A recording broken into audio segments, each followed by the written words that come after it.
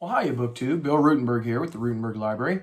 Wanted to come to you today with a book chat, and this book chat is about the book Pirate Queens, The Lives of Anne Bonny and Mary Read. This is a book that I picked up recently from Casemate. They sent it to me in the mail, and the author is Rebecca Alexandra Simon. And this book is exactly what it says. It is about two female pirates who were eventually captured in the Caribbean and sentenced to death. And Anne Bonny and Mary Read, and their lives, as the author tells it, their lives were really parallel to one another. They led very similar lives before they found themselves on the same ship under the same captain. And this book, it's a thin book. It is a total of, with the index and everything, it's a total of 181 pages.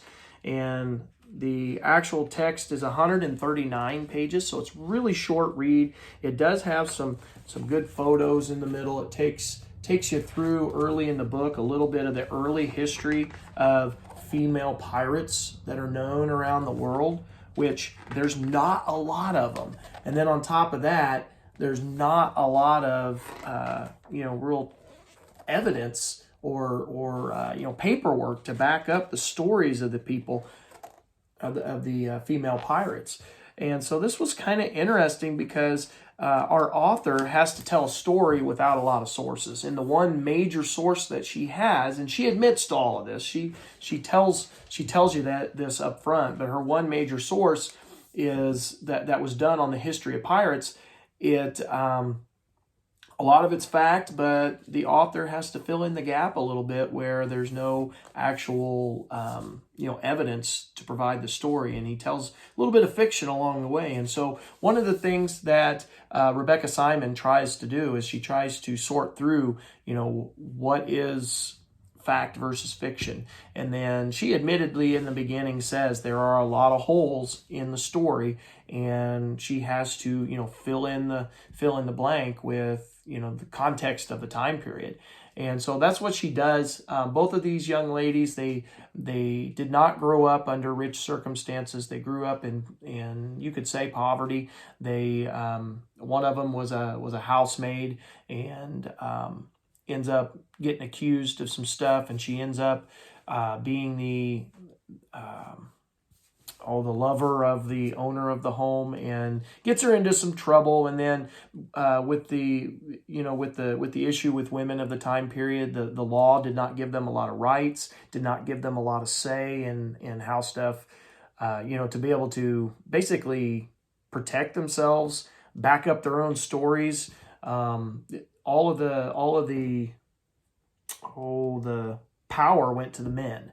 And in this story, what I really like about it, probably the thing I like the best about it, is how she tells the context of women's lives during the 1700s and how that compares to men's lives and how it puts women at a disadvantage, and which is what makes these two characters, Anne Bonny and Mary Read, so unique in the overall scheme of things, as they were able to rise to somewhat of a power in the pirate ship and make a name for themselves in a very much male-dominated area of piracy. And there were actual, the unwritten laws of the pirate code was women weren't supposed to be on the ship. And they were able to work around that. And as our author says, there were women pirates. You do not hear very much about them. And so anyway, she just basically tells the story of these two ladies in their youth, how they made their way to the Americas, and then eventually got on the ship and sailed on the same ship under, let's see, what was it? Captain, nope. Oh, what was his name? I'm going blank. They were sailing under the same Captain Jack Rackham. And how they ended up being braver than all the men on the ship. In the end, they were the two that were left standing and fighting against the their captors. But anyway, this was a pretty good read. It's a short read. If you're looking for a history of pirates or a history of women in piracy, this might be something that you'd pick up. Thought it was interesting. Like I said, it's a struggle with the primary sources just because there aren't hardly any out there, and so but I thought that the author did a good job with what she had. I think it would be worth somebody's time if you are looking for history of pirates, and so be looking for this book. Like I said, this is from Pen and Sword, and it's from 2022, and book 2 by. I want to say thank you to Daniel at Casemate for sending me this book, and I hope that you go and try to pick this up. It's an interesting read.